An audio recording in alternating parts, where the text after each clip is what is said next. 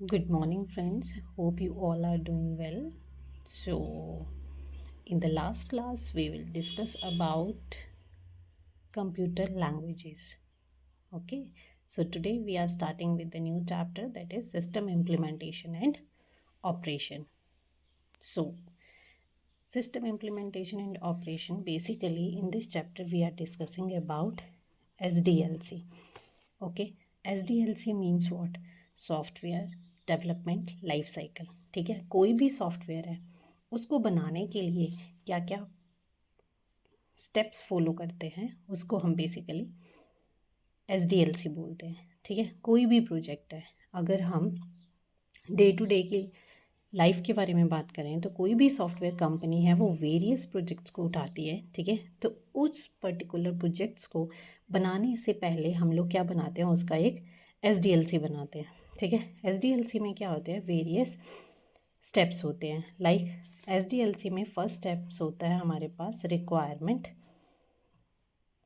Specification. ठीक है, requirement specification में क्या आता है कि हमारी क्या क्या रिक्वायरमेंट है। ठीक है, हमने कुछ भी बनाना है, जैसे सपोज हमने अगर वेबसाइट ही बनानी है तो सबसे पहले आएगा कि वेबसाइट बनानी है, बट किस से रिलेटेड बनानी है। क्या हमने कोई क्विज से रिलेटेड बनानी है, या हमारा कोई स्टोर है उससे रिलेटेड बनानी है, या हम कोई क्लोथिंग से रिलेटेड बिजनेस कर रहे हैं उसके लिए बनानी है। तो वो क्या आता है हमारे पास, रिक्वायरमेंट स्पेसिफिकेशन का। ठीक है, सेकेंड वन आता है हमारे पास सिस्टम एनालिसिस एंड डिज़ाइन। अब सिस्टम एनालिसिस एंड डिज़ाइन में क्या आता है कि हम सिस्टम को एनालाइज करते हैं।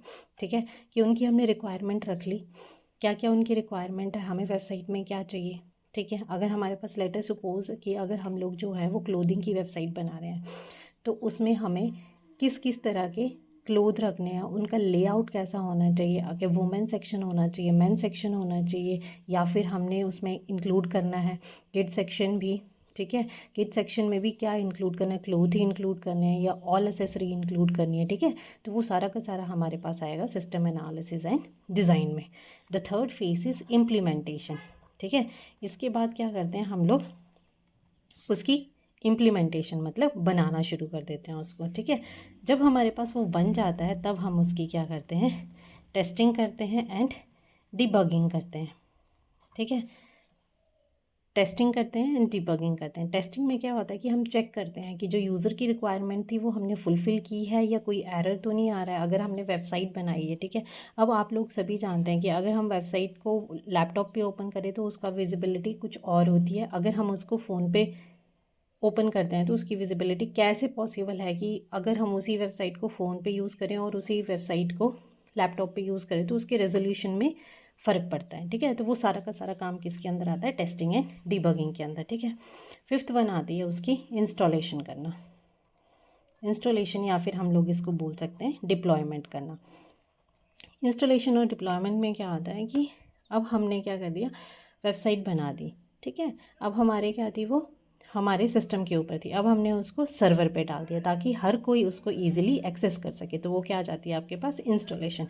अब आता है इंस्टॉलेशन करने के बाद क्या आती है, मेंटेनेंस। अब इंस्टॉलेशन तो हमने कर ली, पर क्या हो रहा है कि हमारे पास कुछ इमेजेस जो, कई बार क्या होता है कि हम कोई भी वेबसाइट ओपन करते हैं तो उसका क्या है कि हमारे पास वो पर्टिकुलर कोई इमेज अपलोड नहीं हो रही होती है, या ड्रैग करते हैं, या कई बार जो हमने डेटा लिखा है, जो भी टेक्स्ट मैसेज लिखा है उसमें कुछ क्या होता है, डॉट लग जाता है, कॉमा लग जाता है। तो वो सारी की सारी किस में आती है हमारे पास, मेंटेनेंस में।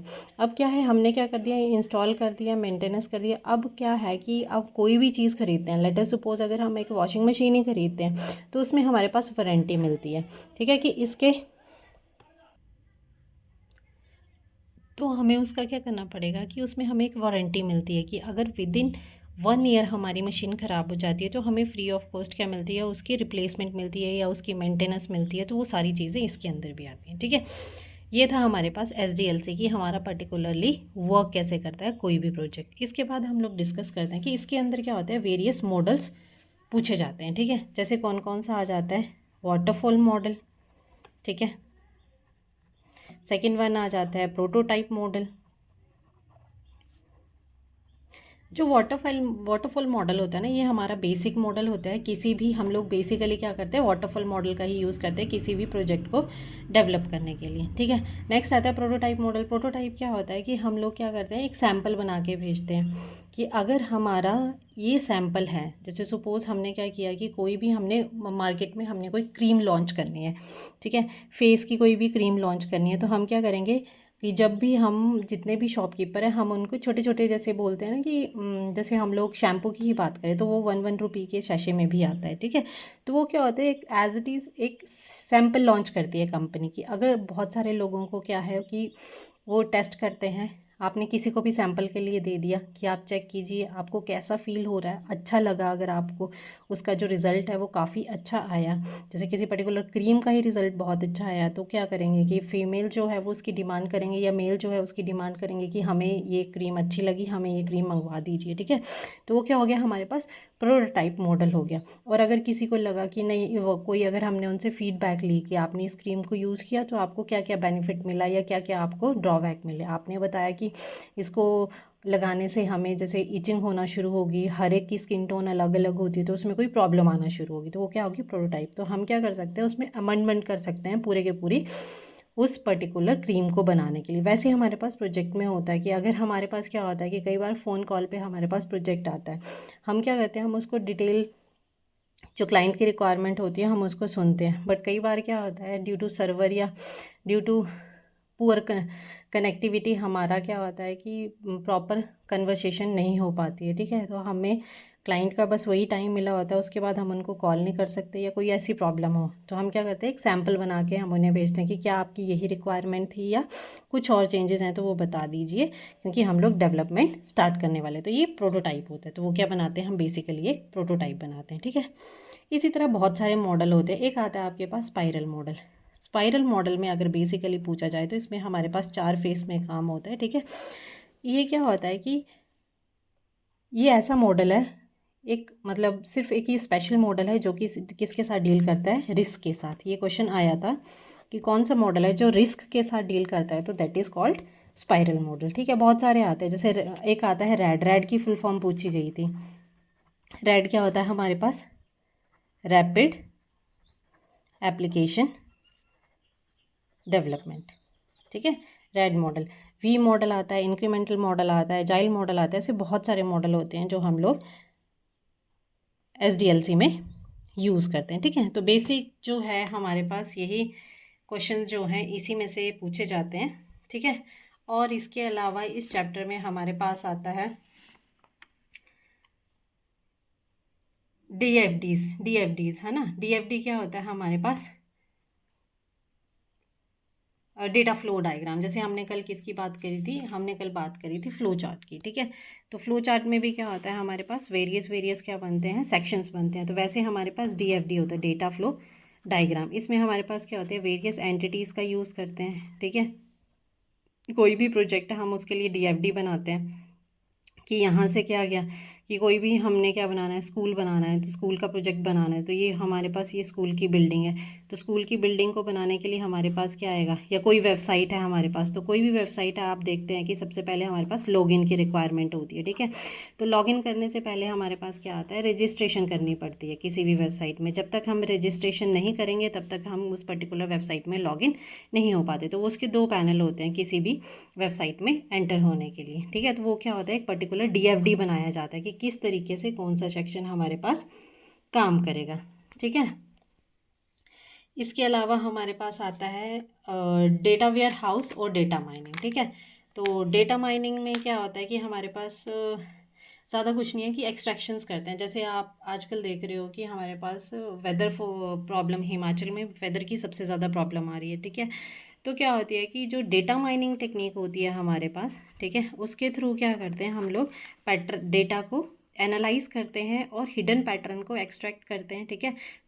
और उससे हम एनालाइज करते हैं कि आने वाले टाइम में मौसम कैसा रहेगा। तो हम क्या करते हैं, इसमें वेदर फोरकास्टिंग के लिए हम डेटा माइनिंग का यूज़ करते हैं, ठीक है। तो क्या करते हैं हम, वेरियस पिछले से मतलब बहुत सारे ईयर्स का डेटा लेते हैं और उसमें चेक करेंगे कि अक्टूबर मंथ में लास्ट फ्यू ईयर्स में या लास्ट पिछले 10 या 20 सालों में हमारे पास इस मंथ में मौसम कैसा रहा है। ठीक है, तो उसी को बेस करके हम लोग नेक्स्ट डेज की वेदर फोरकास्टिंग की प्रिडिक्शन करते हैं। तो बेसिकली डेटा माइनिंग जो होता है वो हमारे पास प्रिडिक्शन के लिए यूज़ किया जाता है। तो हमारे पास इसकी टेक्निक पूछी गई थी कि कौन कौन सी टेक्निक होती है। तो जैसे आती है हमारे पास इसमें डिसीजन ट्री, ठीक है, और क्या आती है हमारे पास जेनेटिक एल्गोरिदम हम इसमें यूज़ करते हैं, नियरेस्ट नेबर वाला यूज़ करते हैं, नियरेस्ट नेबर, ठीक है, और क्या आता है हमारे पास इसमें आर्टिफिशियल न्यूरल नेटवर्क, ठीक है, आर्टिफिशियल न्यूरल नेटवर्क इसके अंदर आता है। ओके, सो अब इसके अलावा एक और टर्म आती है, वो आती है हमारे पास डेटा वेयर हाउसिंग। ठीक है, तो डेटा वेयर हाउसिंग क्या होती है, हम लोग बेसिकली एक्सट्रैक्ट करते हैं डेटा।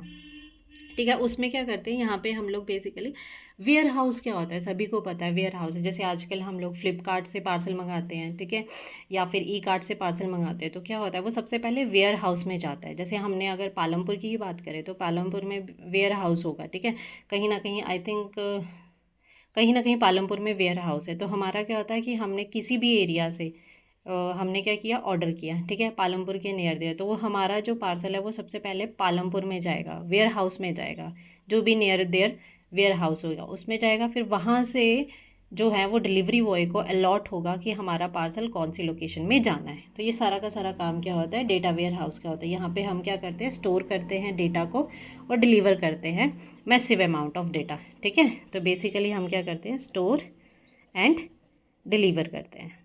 ठीक है, ये आता है हमारे पास डेटा वेयर हाउस में। ठीक है, इसके अलावा आता है हमारे पास एक OLTP होता है और एक OLAP होता है। ठीक है, OLTP की फुल फॉर्म होती है हमारे पास ऑनलाइन ट्रांजैक्शन प्रोसेसिंग। ठीक है, OLAP की क्या होती है हमारे पास ऑनलाइन एनालिटिकल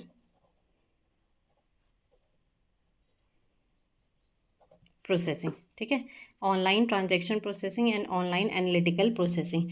जो हमारे पास बेसिकली ऑनलाइन एनालिटिकल प्रोसेसिंग क्या है, ये हिस्टोरिकल डेटा के साथ डील करता है।